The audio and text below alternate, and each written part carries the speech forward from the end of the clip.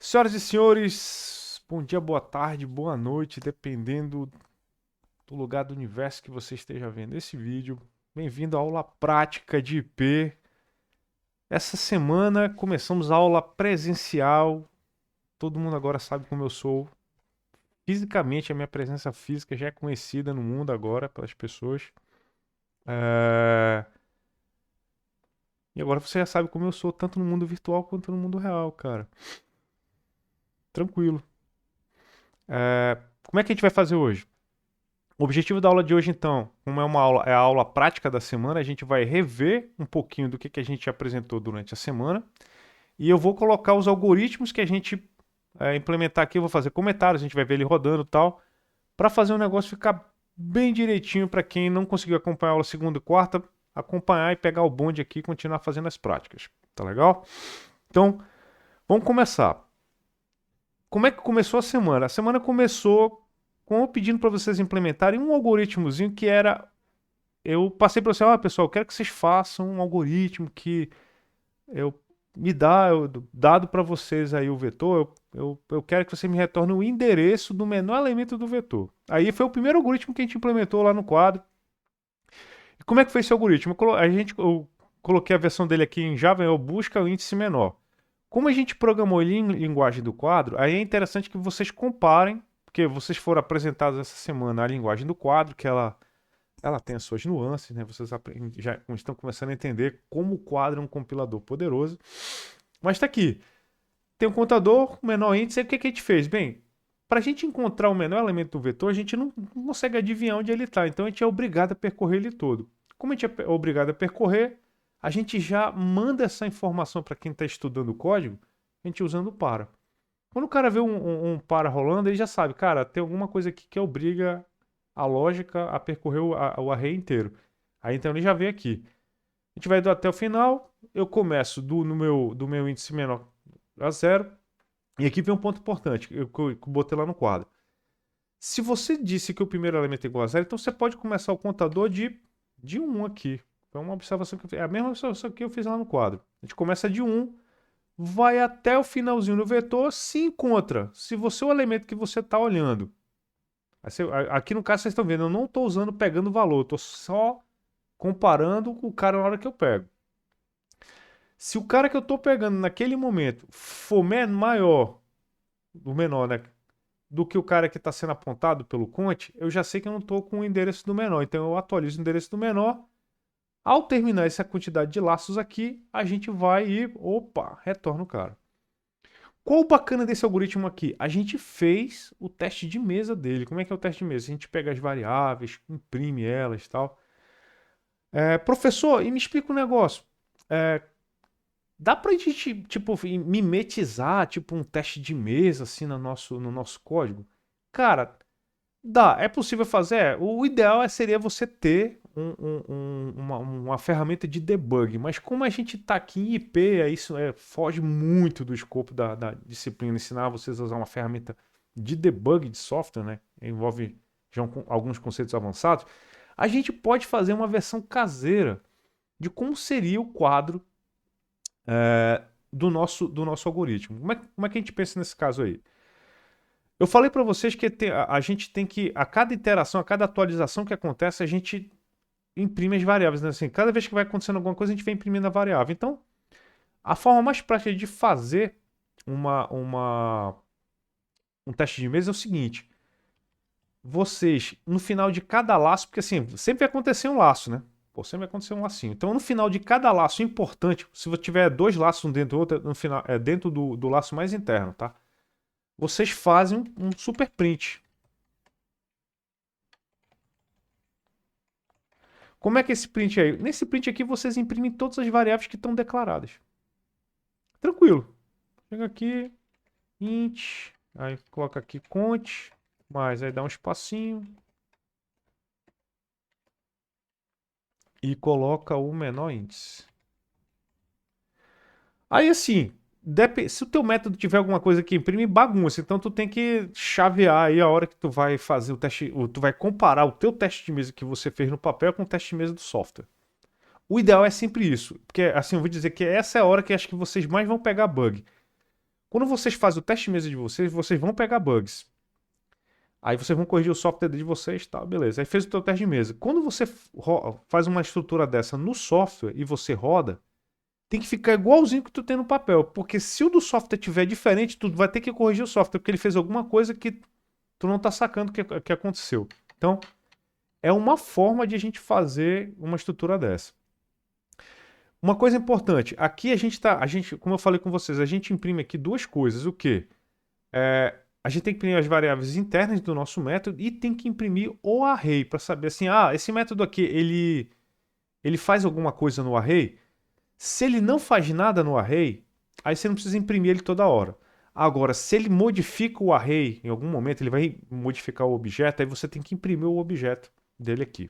Então, bora fazer um teste nesse cara aqui.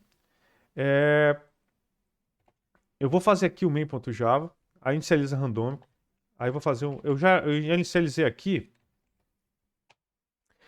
o imprime, inicializa randômico, busca o índice do menor. Então ele vai imprimir aqui o índice do menor elemento. Então como é que ele está fazendo aqui? No final de cada lacinho, ele imprime o cara. Aí aqui no final, antes de ele sair do método, eu vou pedir para ele imprimir de novo. Tá legal? Só para vocês verem como é que a gente faz uma implementação bobinha assim de como é que seria um teste de mesa. Eu não chamo de teste de mesa, porque teste de mesa é quando a gente faz no papel. Eu chamo isso aqui de acompanhamento, entendeu? É um acompanhamento. Opa, foi mal. Confundi aqui as coisas. Vamos lá.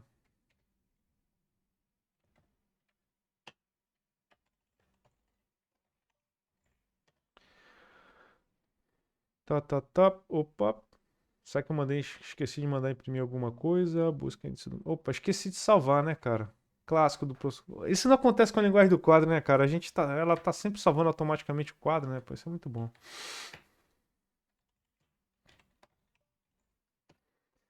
Tá aí, ó. Então, o que está acontecendo aqui? É só lembrar. Aí tu abre o fonte e vê a tua impressão. Aí tu vê, cara, o que está acontecendo aqui? Tem o nosso vetorzinho aqui. A gente sabe qual é o endereço de cada um deles. Então, assim, esse aqui é o 5, esse aqui é o 0, 1, 2, 3 e 4. Então, na primeira iteração, quem era aqui? Era o conte no conte igual a 1. Por que eu não botei o conte igual a 0? Porque o conte igual a 0 já era o menor. Então, ele assumiu que esse 5 aqui já era o menor. Então, bora ver a hora que ele atualizou a variável. Quando o conte igual a 1, o menor era o 5 ainda. Porque ele comparou 5 igual... 5 é menor que 5?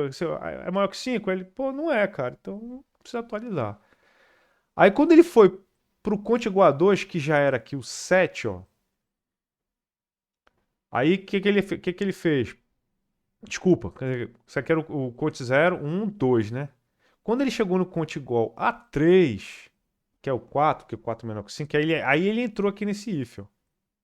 Porque ele perguntou, pô, o 5 é maior que 4? Tu, opa, se o 5 é maior que o 4, então não tô apontando mais pro endereço do meu amigão lá, que é o menor. O menor é o cara que tá apontado no conte. Aí ele atualiza o conte. Aí o conte, ó, passa a ser quem? Passa a ser o nosso amigão 4. Que é o índice que tá no índice do 3 aqui. Na próxima iteração, que por acaso vai ser a iteração onde o conte é igual a 4, aí o conte é igual a 4, pô, beleza. Quando ele vem aqui, quem tá no endereço 4? Pô, é o 1. Aí ele pergunta, 4 é maior que 1? É maior que 1. Putz, então aí ele atualiza o cara e passa o endereço para 4, do menor endereço. Quando ele chega no final, ele incrementa o conte e pergunta, né?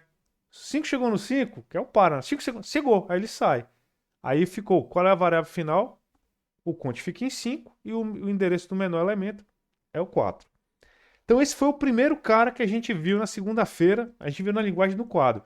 E a gente fez um testezinho de mesa desse aqui, malandro assim e tal, só para entender qual era a questão toda de como que a gente implementa esse cara aí. Então essa aqui é uma forma bem bobinha de a gente implementar teste de mesa. Dá para fazer coisas bem mais legais. Tem gente que implementa assim, tipo, uma variável com status, alguma coisa do tipo assim, faz uns quadros bem legais, mas para quem quer acompanhar o seu código, é mais do que suficiente, entendeu? Aí você, no final, já fiz os testes que eu queria, o meu código está funcionando adequadamente. Aí você vai tirando aqui. Vamos fazer um... Deixa eu fazer o seguinte, eu vou continuar com o código aqui, mas eu vou colocar um vetorzinho um pouco maior. Vamos lá, só para a gente ver ele rodando.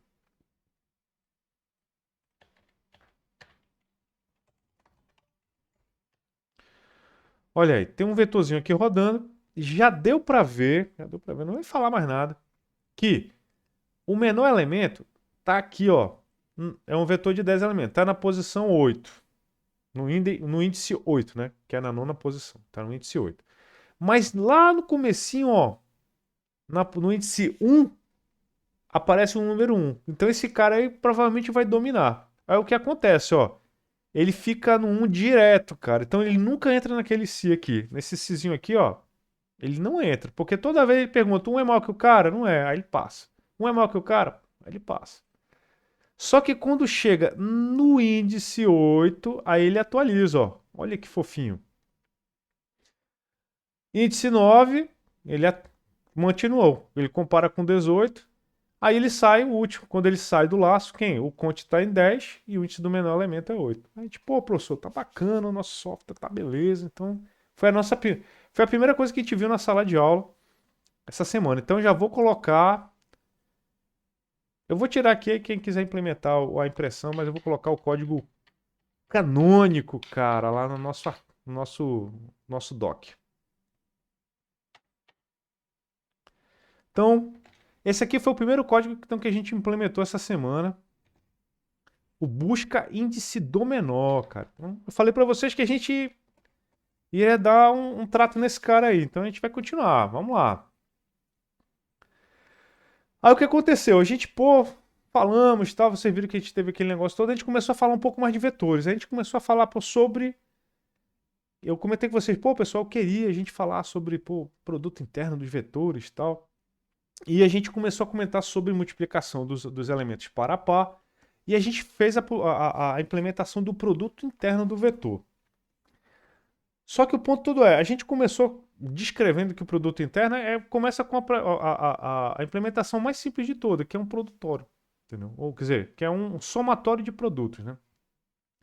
Então o que a gente fez aqui? Eu fiz a implementação com vocês, passando como parâmetro dois vetores, objetos. Né? Então, nosso objeto aqui recebe dois vetores, do mesmo tamanho, obviamente. Aí a gente tinha aqui um cara que armazenaria. Acho que no quadro eu coloquei a cum, que é de acumulador, mas aqui eu coloquei produto, né? Ele acumula o produto do interno.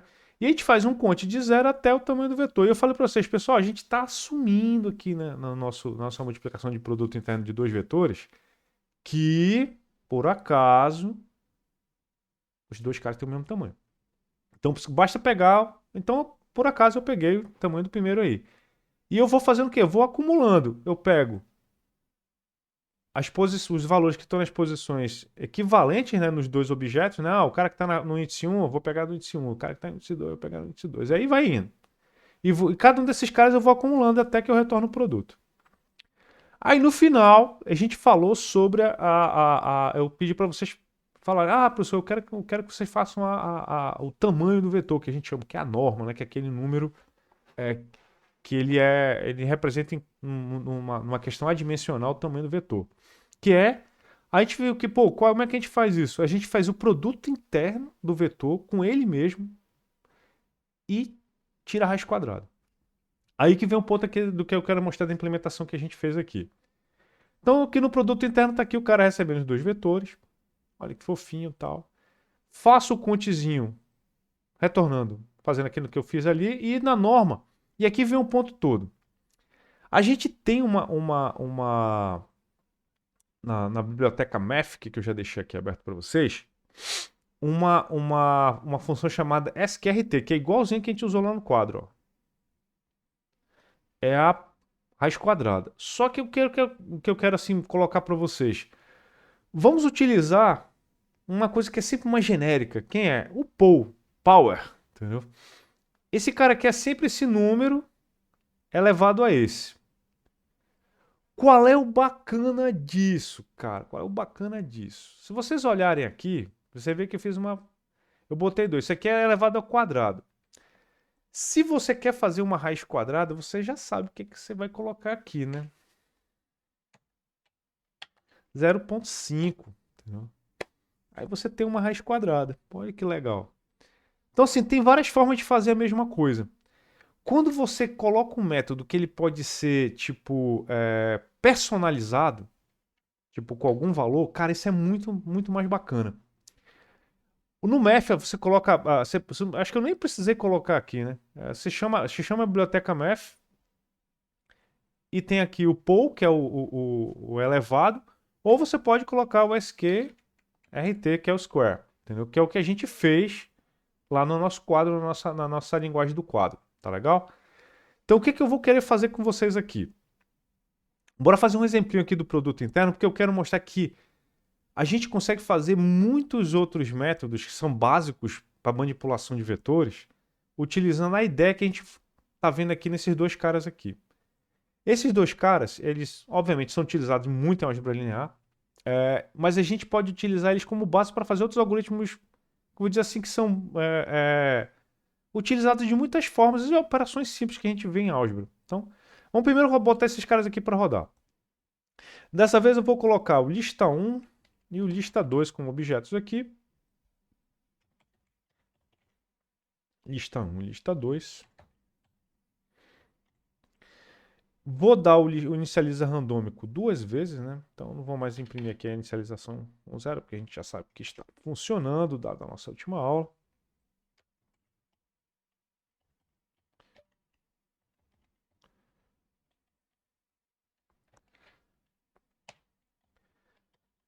A lista 1 imprime e o lista 2 imprime.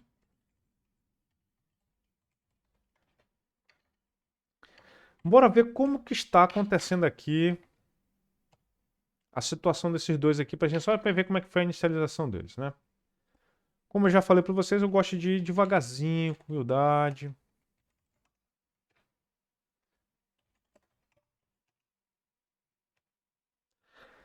Dois vetorzinhos aí, bonitinhos, fofinhos. Deixa eu aproveitar, colocar os dois códigos aqui logo no nosso arquivo aqui para vocês fazerem junto comigo, quem está podendo acompanhar aí, tiver com o compilador, programando fofinho, já faz junto comigo aqui as coisas. Então vamos lá. Tô com os dois caras aqui. O que, que a gente espera que aconteça com o produto interno aí que a gente vai fazer? Vai multiplicar esses dois caras aqui. Então, bora fazer o seguinte, bora acompanhar aos pouquinhos se esse negócio aqui tá dando tudo certo. Então, o que, que vai acontecer? Quando chegar, ele vai retornar aqui o produto, que é um número. Então, para a gente ter noção de que o negócio tá bacana, a gente vai fazer o nosso acumulador passo a passo. Então, a gente vai fazer o nosso teste de mesa aqui, o nosso table monitor.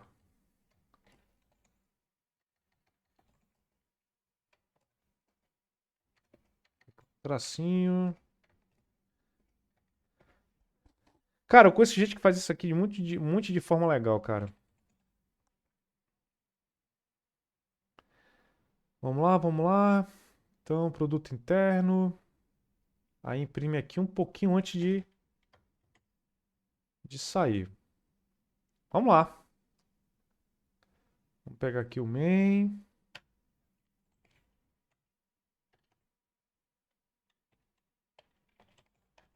Olha interessante, pessoal.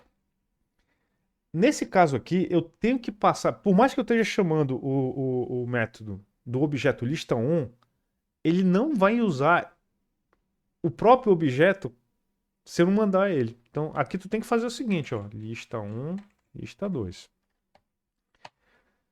Dá para implementar um método que assim, lista 1, produto interno com outro vetor. Tipo, tu só passa um outro vetor, tu pode fazer uma sobrecarga de método, que é bem legal, que é bem assim. A gente já vai fazer essa implementação. Onde o produto interno vai ter duas implementações. Uma que ele recebe dois vetores, se ele receber os dois vetores, ele faz o produto interno desses dois vetores. Mas se ele receber só um vetor, ele faz o produto interno desse vetor que ele recebeu com o do objeto que foi chamado. Então, são duas opções que a gente pode fazer para implementar esse método aí. Vamos lá, botar o bicho para rodar e ver o que acontece. Eita lasqueira.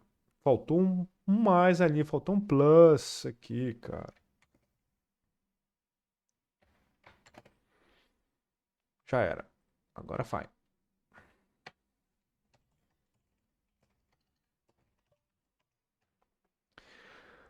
Qual é o ponto todo aí? Agora a gente vai ver ele acumulando. O que, que vai acontecer?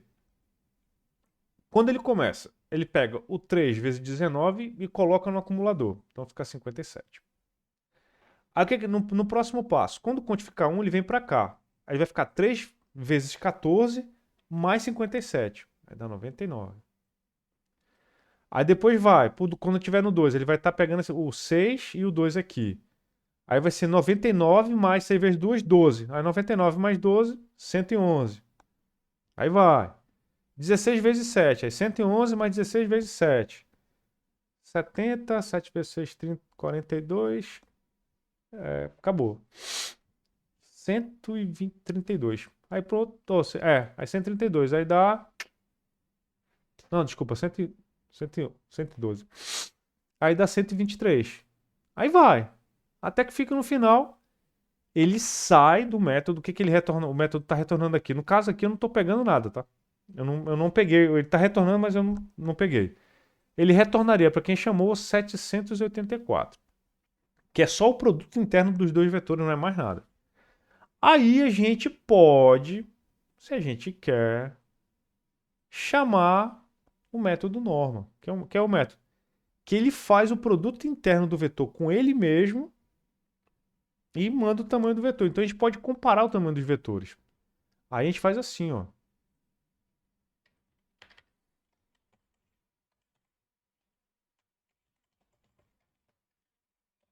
Vamos ver se vai rolar aqui, ó. Lista 1. Ponto. Eu peguei norma, coloquei norma, só norma. Não, só norma. Norma.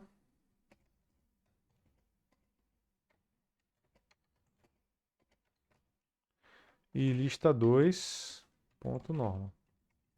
Com isso aqui é legal porque a gente consegue comparar o tamanho dos dois vetores. Assim, a gente sabe que os dois aqui têm a mesma dimensão, as mesmas dimensões, mas a gente não sabe os tamanhos. Os tamanhos vão ser completamente aleatórios. Olha aí. O segundo vetor, o primeiro vetor, qual o tamanho dele? 31. Qual o segundo vetor? O segundo vetorzinho aqui, ó. Qual o tamanho dele? 35. Então, show de bola. A gente já começou a sacar que o negócio tá se ajeitado aí, mais ou menos.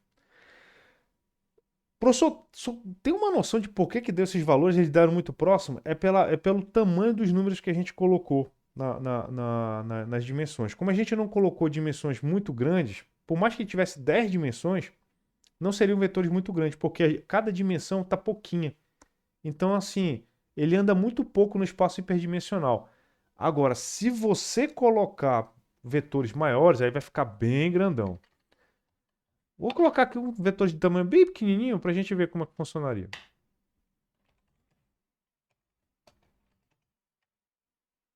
Olha aí, ó. 0, 1 e 1, 1. Se vocês notarem bem, esse vetor aqui você já sabe até o que esse vetor é, cara. Vocês já aprenderam isso em álgebra linear, né? Quem já sabe pode até digitar aí no,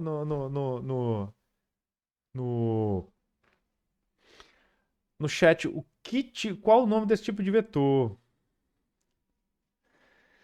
Ele é um vetor unitário e ele é o que a gente gosta de fazer. Ele é o vetor base da dimensão. Tipo, todo mundo é zero, ele é um. Então, ele é aquele vetor que você multiplica pelos outros para conseguir encontrar o vetor base. Então, esse cara aí é um vetor base do nosso modelo matemático que a gente está criando aí. E olha o interessante. A gente tem o 1, 1. Como ele tem. Qual é o tamanho dele? Não, o tamanho dele não é 1, o tamanho dele é a raiz, porque faz aquele triângulozinho direitinho, né? Então a raiz quadrada é de 1, né? 1.41, que é o nosso clássico raiz quadrada de 1. É o nosso amigão aí. Quer dizer, raiz quadrada de um triângulo reto com um lado maior igual a 1. Então, olha que bacana. Então, esse caso aí é um caso que a gente já olha tempo, o algoritmo está funcionando bem direitinho, porque a gente já viu que ele não está fazendo insanidades, cara. Sempre faço esse tipo de teste aqui para ver alguma coisa, se está rolando e tal. Vamos ver aqui mais um testezinho. Olha aí, ó. Vetor com tamanho 4, ó, é o primeiro vetorzinho aqui. O primeiro vetor 540 tem tamanho 6. E o segundo vetorzinho 6250 tem tamanho 8.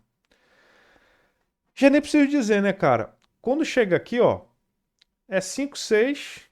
Se eu fosse fazer o produto interno dos dois vetores, né? A gente já sabe até algumas coisas interessantes, né? Lista de produto interno. Deixa eu ver uma coisa aqui, bem legal. 5 vezes 6, 30. 0. 5 vezes 4, 20. Olha aí. Quando 30 mais 20 dá exatamente aquilo que a gente queria. 20 mais 30, 50. Essa primeira impressão aqui é o teste, é o testezinho do produto interno. Esses outros dois aqui são os testes que a gente fez no cálculo do produto interno quando a gente está fazendo a norma. Então, assim, olha que legal. A gente já conseguiu ver que o método está funcionando certinho, não importa o que a gente esteja mandando para ele. Então, bacana a nossa implementação. Tá bem legal. Pessoal, só que agora eu vou dar uma pausa, porque antes de começar o nosso falar do selection sort e do método troca, porque isso aqui foram coisas que a gente viu na aula, o que é que eu quero comentar, o que é que eu quero propor para vocês como atividade para a gente fazer agora? É o seguinte, primeiro salvar aqui, só compilar para ver se eu não vou jogar lixo no branch de vocês. Algum dia, cara, eu ainda vou ensinar vocês a usarem Git na primeira aula, aí a gente já usa o link no GitHub do curso, aí eu já faço o commit, aí você já pega o código, tal, já começa o curso developer já. Qual é a parada, pessoal? É o seguinte, vocês estão percebendo uma coisa na hora que a gente inicia o método, usa o nosso inicializa randômico? Vocês já perceberam o seguinte, ele causa números repetidos. Por quê? Porque é randômico, cara. Pode acontecer de acontecer números repetidos e a gente não tem controle nenhum sobre isso. Mas, todavia, no entanto, existe uma forma da gente fazer um jeito desse cara não criar números randômicos. Professor, como, professor? É o seguinte, a gente vai aprender um método que ele é composto de várias etapas. Aí hoje vocês vão implementar essas etapas comigo, entendeu? A gente vai aprender a fazer o shuffle. O que é shuffle? Shuffle vem de carta, é embaralhar. Entendeu? Então, diferente de criar um número randômico, a gente vai embaralhar. Vocês já sabem, não vou dizer que vocês já sabem, mas vocês já têm todas as ferramentas para implementar o método do shuffle. Como é que é a ideia do shuffle que eu quero passar para vocês? O Shuffle, a gente vai usar ele no Inicializa Randômico versão 2.0. Então a gente foi contratado por essa empresa de desenvolvimento de software que queria um método de inicializar randômico, mas queria que. A gente queria que não tivesse número repetido, seu Moisés. Tal, assim, seria muito legal. Aí tu, tranquilo, de boaça, a gente faz sem números repetidos para o senhor. Então como é que vai ser? A gente vai continuar, a gente vai fazer sempre os números randômicos. Os números que a gente vai escolher que vão acontecer, eles sempre vão ser de 0 até o tamanho do vetor. Então, assim, vamos supor que o vetor tem tamanho 10, os números que vão estar lá dentro é entre 0 e 9. Vai ser entre 0 e 50? O tamanho do vetor é 50? Então, os números que vão estar lá vão ser sempre entre 0 e 49. E qual é o ponto todo aqui do shuffle? O método que eu quero que vocês implementem é o seguinte. Aí vem agora a hora de fazer a atividade do dia de hoje.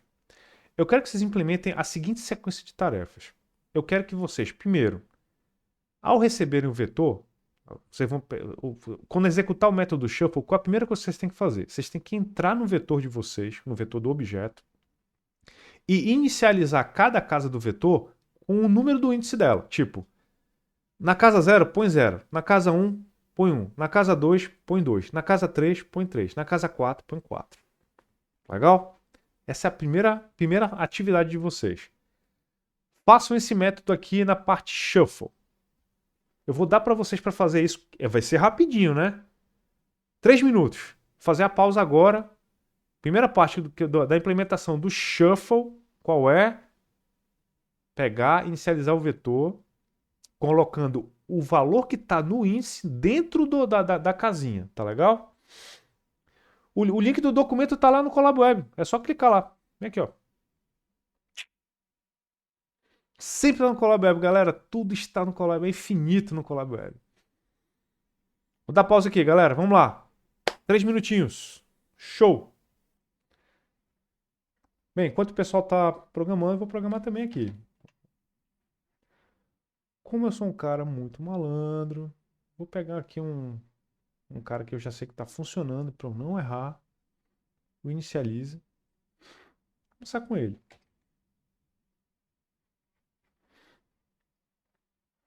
Vamos lá.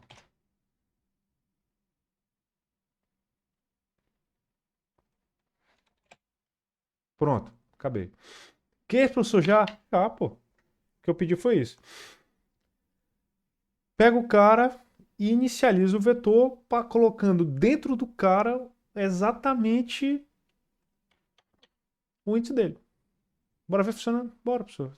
Essas coisas assim meio sem noção, acho tão divertido de ver. Eu também. Vamos lá.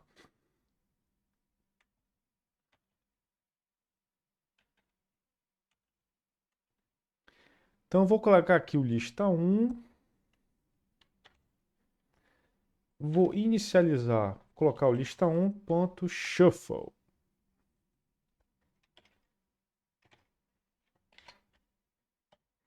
Só isso, professor. Só isso, cara. Não é ciência de foguete. 0, 1, 2, 3. Legal, professor. Mas coloca um desafio maior para esse vetor. Tá lá. Vetor tamanho 10.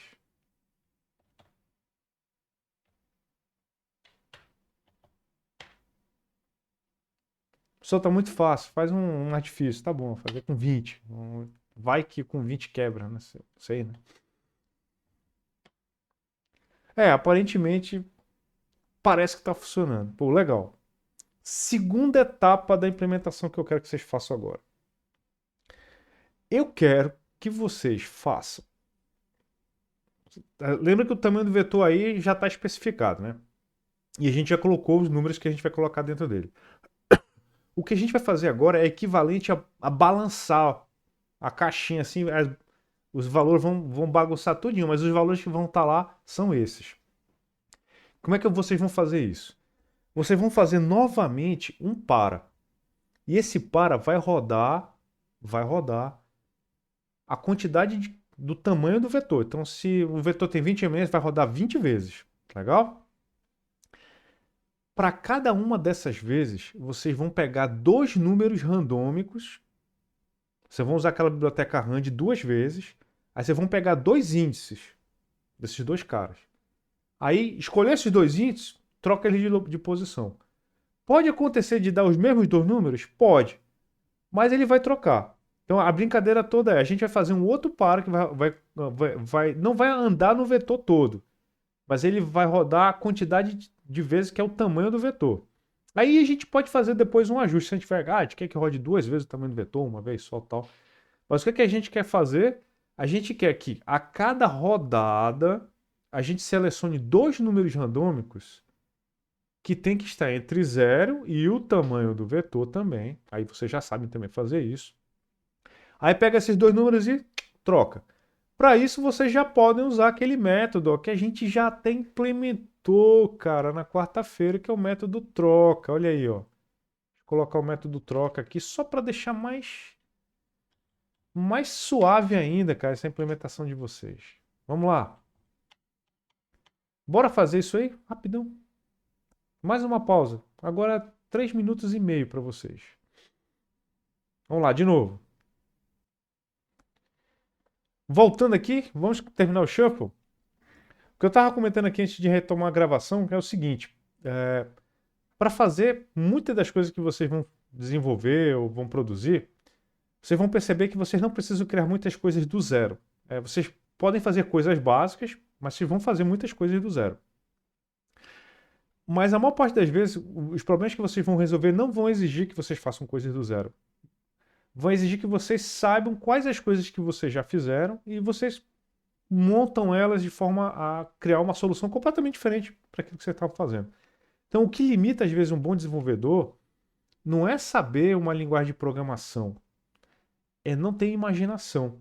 Imaginação é uma coisa importantíssima para quem desenvolve software, para quem faz algoritmos, para quem programa. Ter imaginação, porque só com imaginação que você consegue vislumbrar formas de combinar coisas que você já tem para fazer uma coisa nova, para resolver um problema diferente daquilo que você já tinha resolvido antes. Então, por isso que é tipo assim uma sugestão. Se exponham a ideias diferentes, leiam coisas diferentes para vocês terem a cabeça de vocês montada de forma diferente. Porque se vocês leem as mesmas coisas que todo mundo, fazem as mesmas coisas que todo mundo, vocês sempre vão ter as mesmas ideias que todo mundo tem. Se vocês conseguem ser criativos, vocês saem um pouco da curva. Aí vocês vão ter ideias diferentes, vocês vão ter pontos de vista diferentes, vocês vão fazer algoritmos que conseguem vencer desafios diferentes e de formas diferentes. Então é um convite de provocação que eu faço para vocês. Nunca fiquem muito bitolados, não. Leiam coisas diferentes, tenham experiências diferentes para vocês terem a mente de vocês bem criativa. É uma coisa bem importante para nossa. Vamos lá agora fazer a implementação da segunda parte do Shuffle. Eu falei para vocês que eu queria novamente um par que tivesse o tamanho do vetor. Eu falei, tá, vamos começar aqui. De novo. Professor, só vai reutilizar? Vou reutilizar, cara. Não tem problema nenhum, não. Só que dessa vez eu vou criar duas variáveis a mais. Eu vou chamar de índice, index 1 e index 2. Quem vão ser esses caras? Esses rapazes aqui vão ser os índices que eu vou passar para o meu método. Qual método? O meu método troca. Cadê o meu método troca? Tá aqui. Eu passei por ele, tá aqui certinho. Tá aqui o meu método troca. O que ele vai fazer? O meu método troca, ele vai trocar esses dois caras aí de posição.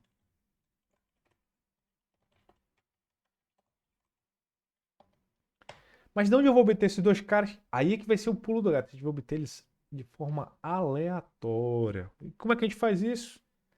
Só aleatório. Não existe esse negócio de número aleatório, professor. Isso aí é um debate filosófico da matemática. Tudo bem, então a gente chama de randômico, cara. Mas não existe número randômico no computador. Tá, pseudo-randômico. Tá bom, já ajuda. Então, vamos usar aqui o nosso gerador, ponto. Aí a gente pega aqui a nextInt, né? Cadê aqui o meu... Tá aqui, né? nextInt. Já tá até com o cara que eu quero aqui. Pronto.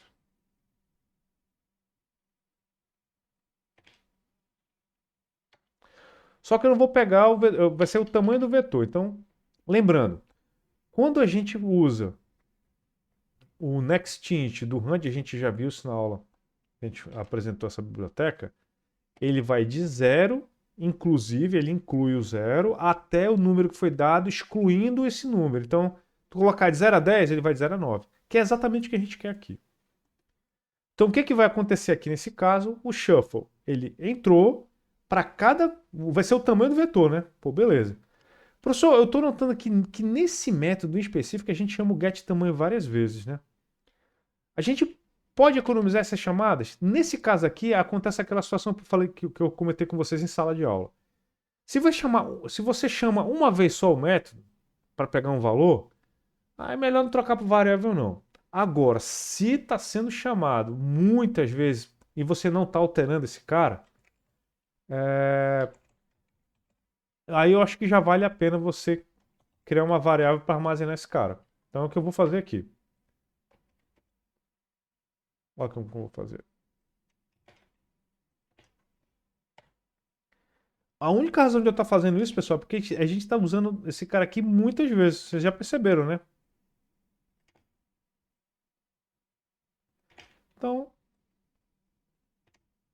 Pronto.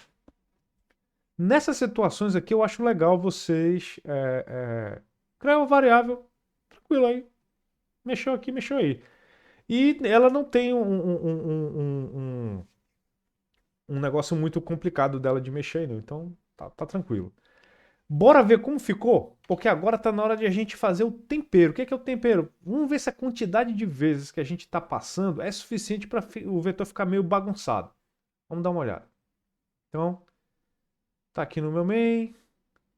Vamos rodar ele. Java C. Java main. Olha, aparentemente não ficou ruim não. Ó. O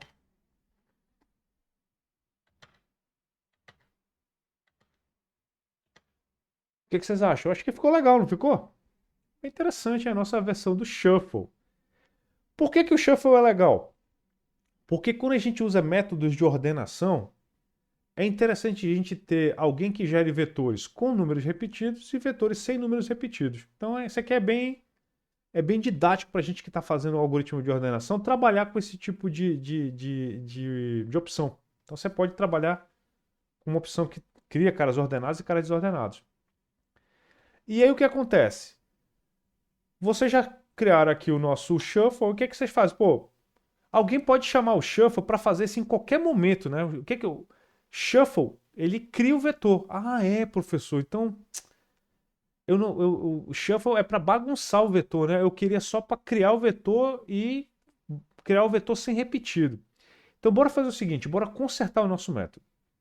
Shuffle significa bagunçar. Então, tu pode pegar um vetor e bagunçar a hora que você quiser. Quem que faz isso? Esse laço aqui. Quem inicializa o vetor e na sequência bagunça? Ah, é esse cara que está aqui. Então, bora fazer o seguinte. Eu vou pegar esse cara, essa implementação, copiar aqui para o inicializa randômico. O inicializa randômico versão 2.0. Só que dessa vez eu vou fazer o seguinte, ó. Eu vou tirar o meu amigo aqui, a parte que inicializa, porque ele não inicializa, o shuffle só bagunça, né? E na hora que ele bagunça, eu vou chamar o shuffle. This.shuffle.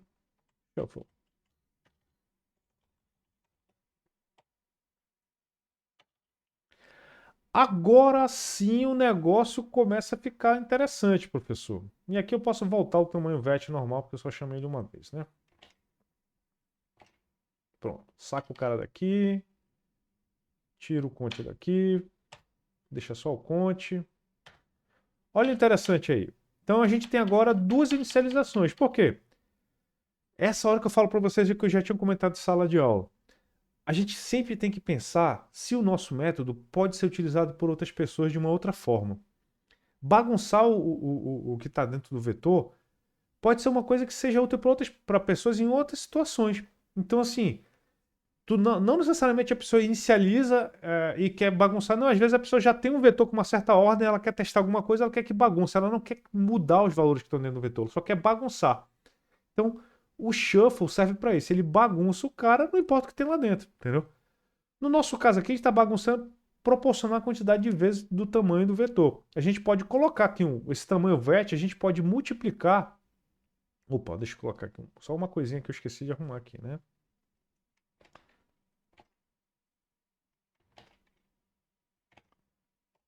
Pronto, agora vai funcionar direitinho.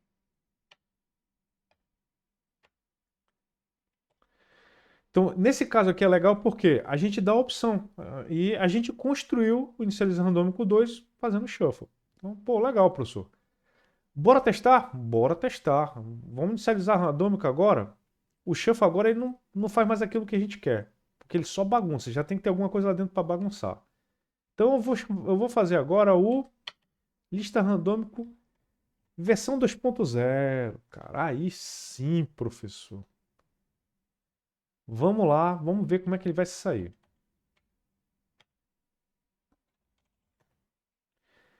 Para fazer um negócio mais legal, eu vou imprimir ele antes e depois para a gente ver, né? A gente já sabe como tá, mas é bacana ver a sequência. Opa, esqueci. Já inicializa, né? Foi mal, tem que colocar lá dentro. Inicializou com zero, então isso aqui nem Não adianta colocar. Mas olha como é que ficou legal. Ficou bem bagunçadinho e é uma forma de inicializar. Agora, você pode, obviamente, colocar um valor, inicializar com uma certa variável, ou mexer nela e do nada, pô, quer dar um shuffle. Pô, ele bagunça. Então, são formas que a gente tem de mexer no algoritmo. Então, essa acho que era a coisa mais legal que a gente podia ter feito aqui, é criar uma nova forma de mexer. E por que isso aqui é legal agora? Por quê? Como eu vou rever com vocês agora a implementação do algoritmo de ordenação que a gente fez essa semana, aí é legal que ao passar o algoritmo de ordenação no selection sort, o que, que a gente vai ver? A gente tem que ver o vetor novamente ordenado do jeitinho que a gente queria, que é o índice no lugar certinho, o valor o índice 1 está no lugar 1, o índice 2 está no lugar 2, assim por diante. Então, vai ser bem bacana de a gente ver isso aí. Bora rever o que, que a gente viu na aula de quarta-feira.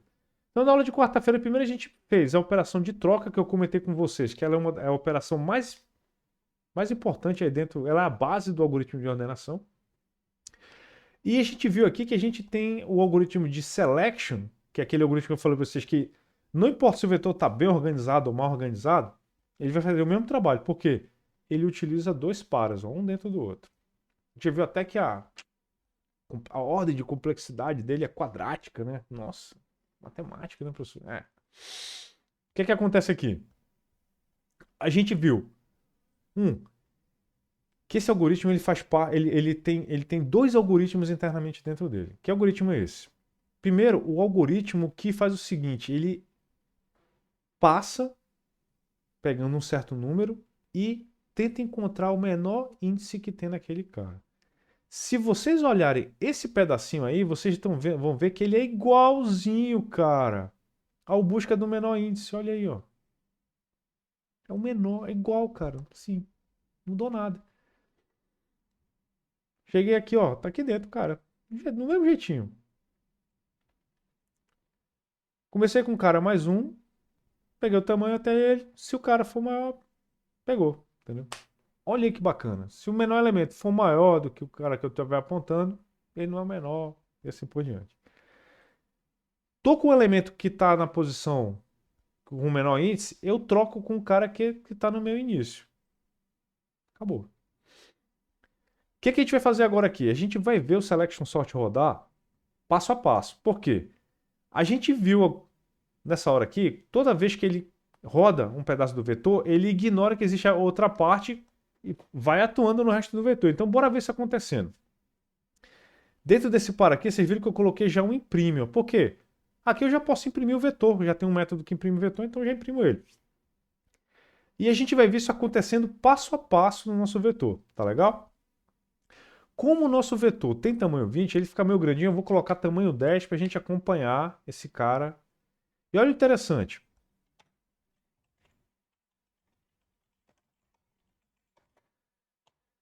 A gente vai dar uma observada nele que a gente vai ver ele ordenando aos pouquinhos, passo a passo.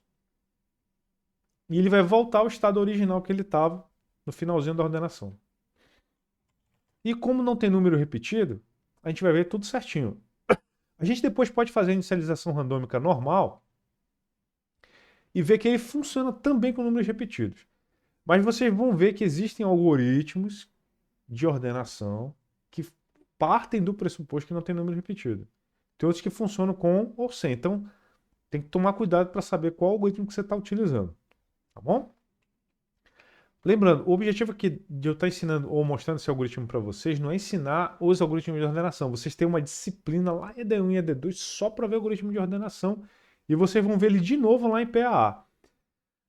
É novamente mostrar para vocês que com coisas simples que vocês já sabem, vocês podem implementar algoritmos desse tipo aqui. Não é uma coisa que, preciso pegar pedaços complexos. Não. Uma coisa bem simples, você consegue fazer um algoritmo que faz uma atividade muito importante na nossa área.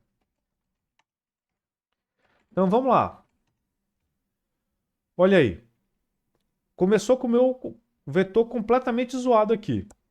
Qual foi a primeira coisa que ele tem que fazer? Ele tem que pegar o menor elemento do vetor inteiro e botar na primeira posição. Quem que apareceu na primeira posição? O 0. E para onde foi o 1? Para a primeira casinha. Olha que legal.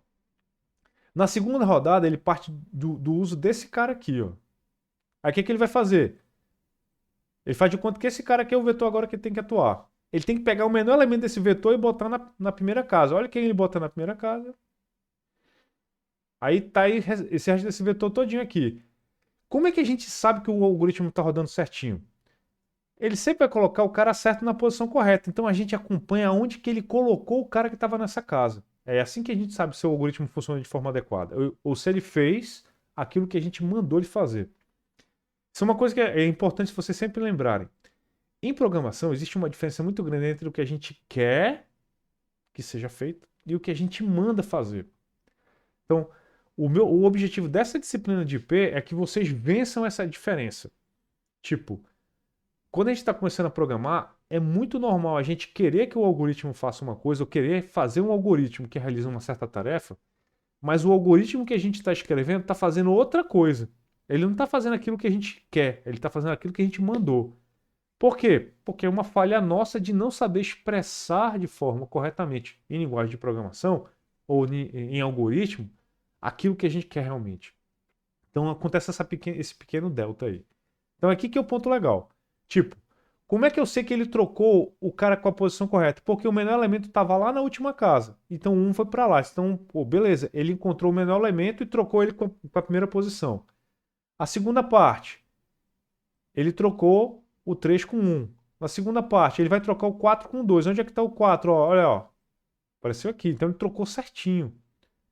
Próximo cara, ele tem que trocar o 9 com o 3. Ó, o 3 vai para cá. Próximo cara, ele tem que trocar o 4 com o 5. Já tá aqui embaixo, depois do 6, ó. Vai trocar o 6 com o 5 de lugar. O 7, ele vai, nessa posição aqui, ele vai botar o 7, ó. Botou, rodou aqui, botou. O 6 já tava na posição correta, né? Aí botou o 7 na posição, depois botou o 8, ó.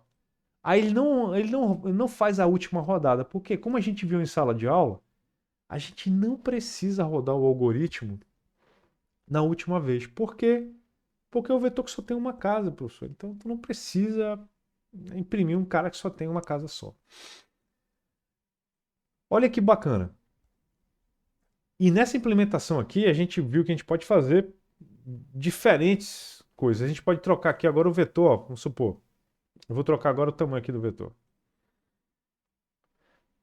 Tamanho do 20, que, sei lá. Não. Tamanho bem pequenininho, só pra vocês verem. Ah, tamanho 10, né? Clássico, né, meu velho? Ah, tamanho 12. Fica legal.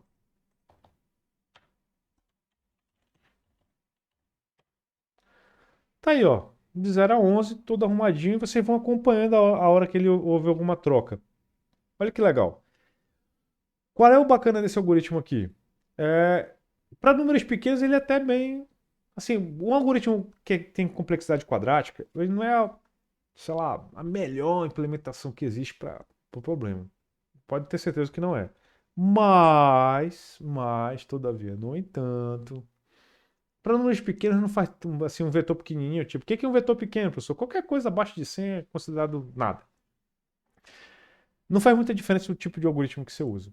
É porque é muito pequeno mesmo. Então, assim, qual é a hora que os algoritmos, assim, a performance dos algoritmos faz muita diferença? Ah, quando você está ordenando um vetor de 100 mil elementos, 200 mil elementos, 1 milhão de elementos aí, vocês vão começar a notar que pesa. Pesa muito para o algoritmo fazer o trabalho dele. Então, fiquem ligados nisso aí. A gente vai fazer uma atividade que vai, nos nossos próximos laboratórios aí, que a gente vai até medir essa situação. Bora ver ele rodando agora com números randômicos com repetidos? Vamos lá. Então agora eu vou tirar o randômico versão 1.0 e colocar o randômico versão 2.0. Eu já copiei, eu acho que eu não copiei ainda não, eu copiei agora o nosso método para ir para dentro. O selection sort, o troca. Não, o troca já foi, né? Então é só o selection sort, que a gente já implementou.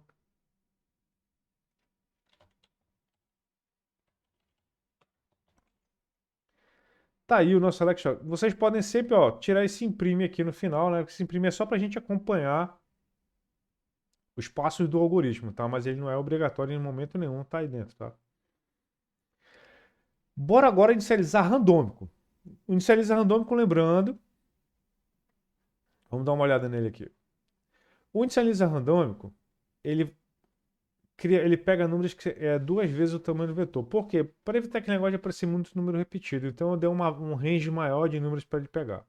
Então, se eu coloco, como o nosso vetor tem tamanho, vou colocar aqui tamanho 15, você tem números entre 0 e 29 que vão aparecer, né? Vamos lá. Opa! É o lista 1. Foi mal, cara.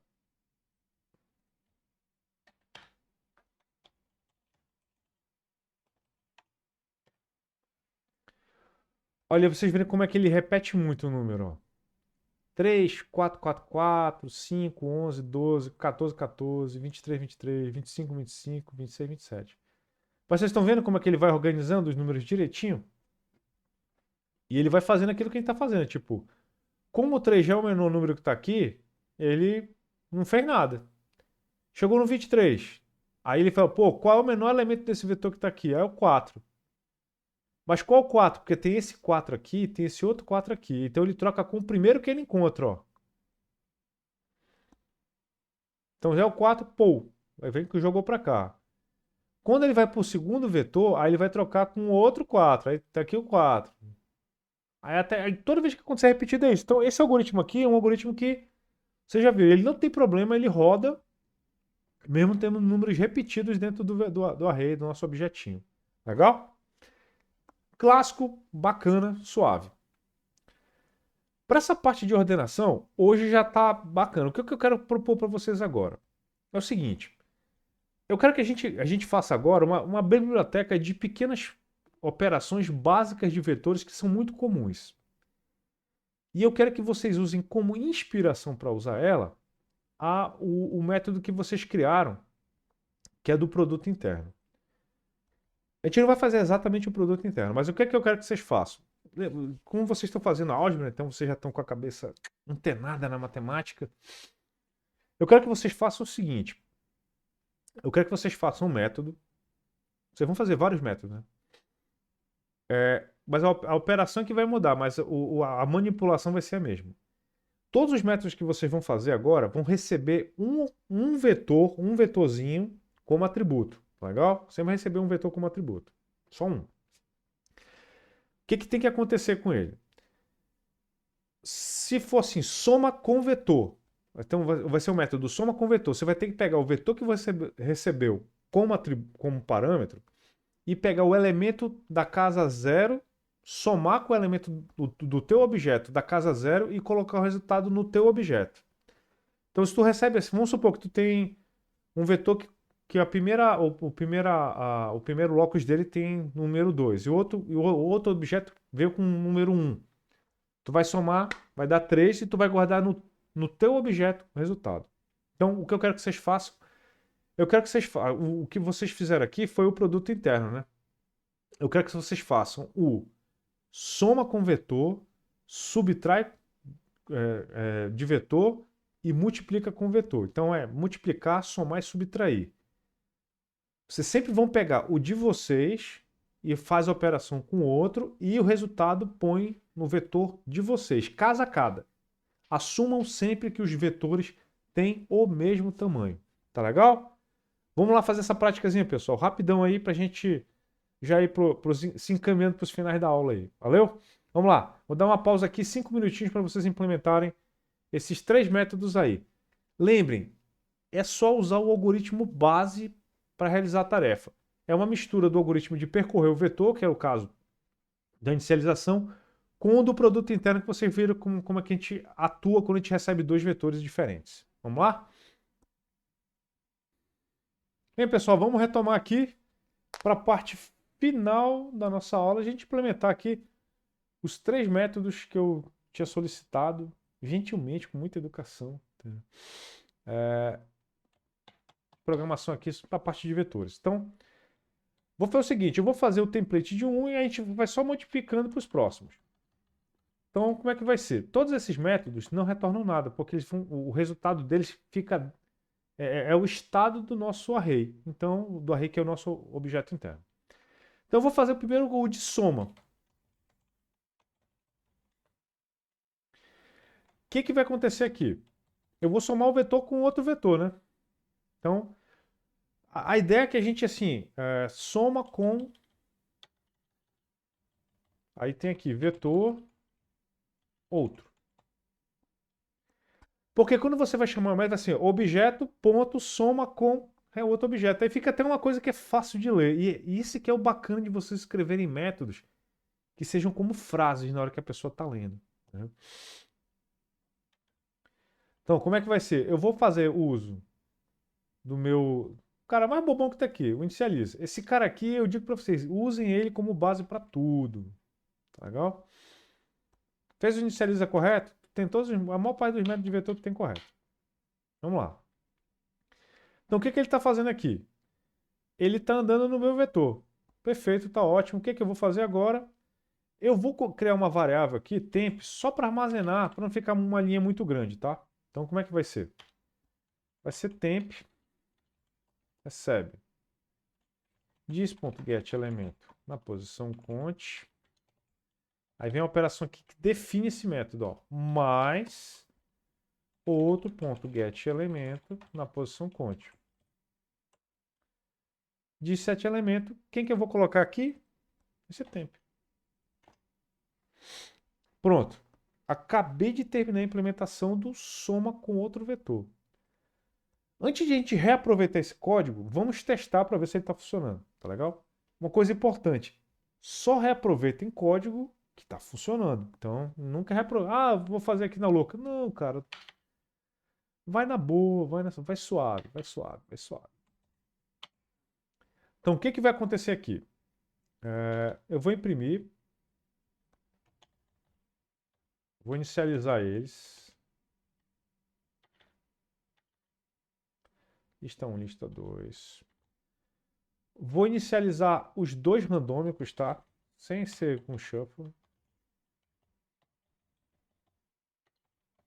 Lista 1, lista 2.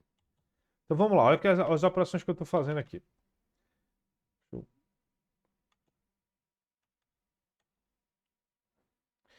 Aí o que eu vou fazer? Eu vou chamar o lista1.soma com lista 2. Olha como é que... Isso aqui é o objetivo que eu quero que vocês cheguem. O código vocês tem que... Tu tem que ler lista 1 soma com lista 2. Cara, o que tu... Assim, na tua cabeça, ao olhar esse código, o que tu acha que vai acontecer? Pô, cara, ele vai somar uma lista com a outra. Pô, bacana. São dois vetores. Pô, beleza, já sabe o que vai acontecer. Bora imprimir os dois para a gente saber que a gente armazenou no lugar correto. Né? Então, perfeito.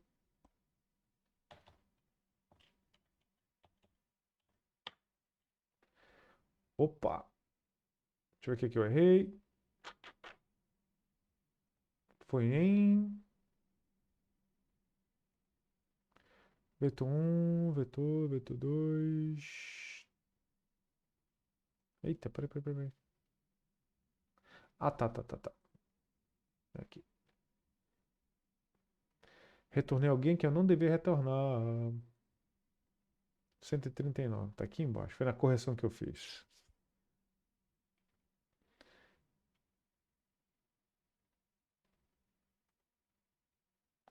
Onde que eu esqueci o ponto e vírgula? Ah, danadinho.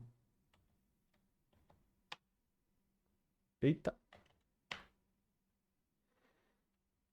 Produto interno. Cadê meu produto interno? VET2. O que que eu errei aqui? Vetor VET1. Olha aqui. Não era para ter declarado, né, Moisés?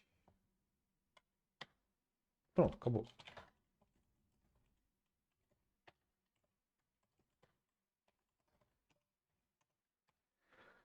Olha aí. Os dois vetores que a gente criou randomicamente. Aí, assim, qual é a ideia? Soma esse com esse, põe no primeiro, ó. 505, 5510, 819, 7411, 7512. Aí eu imprimi os dois de novo, ó. O primeiro e o último.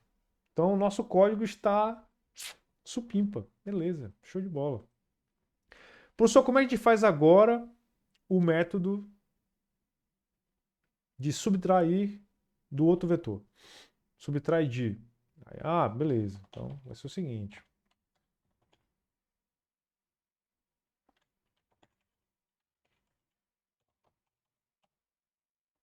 Opa, subtração de. Então o que vai acontecer? Eu vou pegar esse cara aqui e vou subtrair todos os elementos que tem nesse cara aqui. Então, o meu elemento menos o outro elemento. Então, vamos lá, vamos ver se vai funcionar agora. Subtração de. Vou pegar aqui o meu main. Subtração de lista 2. Vamos lá. 7 menos 9 menos 2, 9 menos 0, 9, 3 menos 4 menos 1, 5 menos 0, 5, 5 menos 4, 1. Olha aí que bacana. O segundo vetor continua igualzinho, quem só alterou foi o meu vetor. Legal. Último, professor, multiplica, que é ação.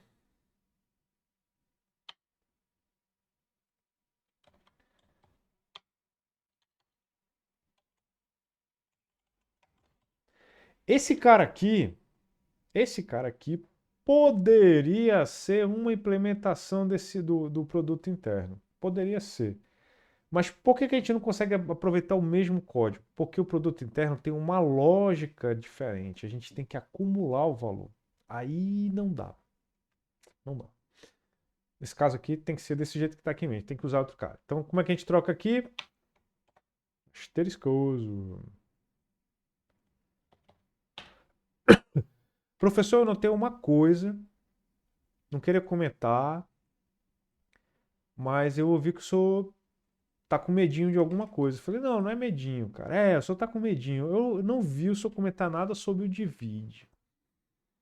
Seguinte, galera, como tem números zeros envolvidos aí que a gente pode não saber onde estão, prefiro não arriscar e não implementar um divide ainda aqui. Mas a gente pode fazer um só de zoeira, tá?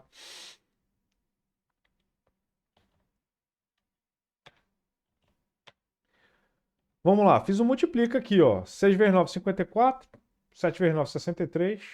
1 vezes 5, 5. 3 vezes 4, 12. 5 vezes 0, 0. Bacana, delicioso, show de bola. Tá aqui o cara. O segundo cara, não toquei nele. Professor, tá, faz o seguinte aí. Mostra pra gente como é perigoso. Tá, vou mostrar. Vou botar aqui só um divide aqui, ó. Bora ver o que vai acontecer. O compilador não fala nada. Oh! Aconteceu de novo! O 0 pelo 8. Tranquilo, cara. O problema foi esse menino aqui, rapaz. O 4 dividido por 0. Olha aí, ó. Java Language Arithmetic Exception. Divisão por 0. Não pode. Então, assim, galera, se vai fazer divisão por 0, ou se você corre o risco de fazer divisão por 0, é melhor evitar. Então, assim, eu prefiro evitar. Então, para vocês, por enquanto, a gente não vai fazer divisão de um vetor dos valores de um vetor pelo outro para evitar esse pequeno desconforto de encontrar um division by zero aí. Tem tipo de erro que acontece desse tipo aqui, galera, que a compilação não vai rodar. Por sorte, poderia não ter acontecido. Vai que não tem nenhum zero, entendeu? Mas às vezes acontece. E você tem que estar. Em tese, João, você tem que entender o que levaria isso a acontecer. Porque divisão por zero é uma coisa que é inválida. Não pode acontecer na matemática. Não pode acontecer. Então, assim, se o cara pediu para multiplicar dividir um vetor pelo outro e deu zero, toda a operação não pode acontecer. Então tu tem que avisar assim, galera, ó, esses vetores não podem ser divididos. Ou então tu teria que fazer um método aqui que analisaria. É um método assim. Tu faz um método assim, retorna booleano, contém zero, entendeu? Contém zero. Quando tu entrou nesse método aqui, aí assim, se diferente de contém, aí tu passa o outro vetor que tu recebeu. Se diferente de contém zero, aí tu executa o cara. Se o contém zero deu true, tu já sai, ó. Essa operação não pode ser realizada. Acabou. Já antecipa. Então, Faz um método que detecta zero no vetor. Tem algum zero, fala, não posso fazer essa divisão desses dois vetores porque um dos vetores tem um dos atributos dele lá, uma das dimensões dele, tem zero e vai dar errado aqui a parada. Então, a gente não deve deixar isso acontecer. Esse é o tipo de erro que a gente não deve nem deixar um try-catch tentar pegar, tá? Porque se isso aconteceu é porque alguma coisa muito errada não foi feita por um método anterior. Try-catch é para pegar outros tipos de erro. Esse tipo de erro aí é um erro que eu chamo assim, erro de preguiçoso. Entendeu? Preguiçoso tem que detectar o erro no algoritmo com lógica. A gente não pega com try-catch e tenta sair do negócio safo, não. Isso aí é o tipo de coisa que você tem que prever.